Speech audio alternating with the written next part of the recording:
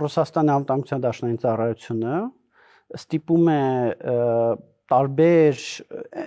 այն հայկական շրջանակներին, որոնք ունեն ինչ-որ ազդեցություն, հիմնականում գործարարները, բայց ոչ միայն գործարարները, հավաքներ են անում, այդ հավաքների ժամանակ այդ շրջանակներին հավաքում են եւ հրահանգավորում են, որ պետք է Հայաստան ուղարկեն իրենց ենթակա աշխատողներին, որոնք որ Հայաստանի քաղաքացի են, որպեսզի Հայաստանում մասնակցեն ընտրությունների, այդ աշխատողներին տան ընտրակաշարք 100,000 ռուբլի չափով, ինչը դրամով մոտ մի 5 միլիոն դրամի կարգի է գալիս, եւ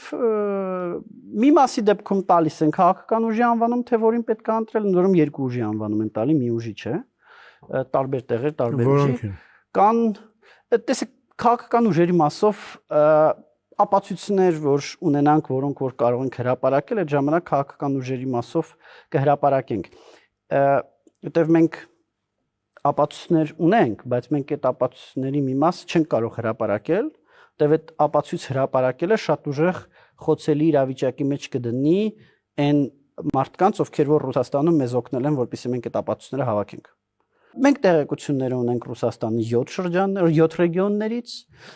հիմնականում երևույթները բավականին համանման են, տարբեր տեղերում այդ բիզնեսմենների նկատմամբ սպառնալիքներն են մի քիչ տարբեր, ոնց հասկանում եմ այդ սպառնալիքները թողնված են տեղական ֆանտազիային,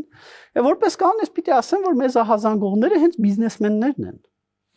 որոնք որ բավականին դժգոհ են այդ իրավիճակից, որտեղ իրանք հասկանում են, որ մի կողմից իրանք Ռուսաստան իրապահները իրանք մի բան են պարտադրում, ուրիշ կողմից իրանք Հայաստանում են հանցագործ դառնալու, եթե դա անեն։ Եվ տենց երկու քարի արանքում են հայտնվել այդ բիզնեսմենները,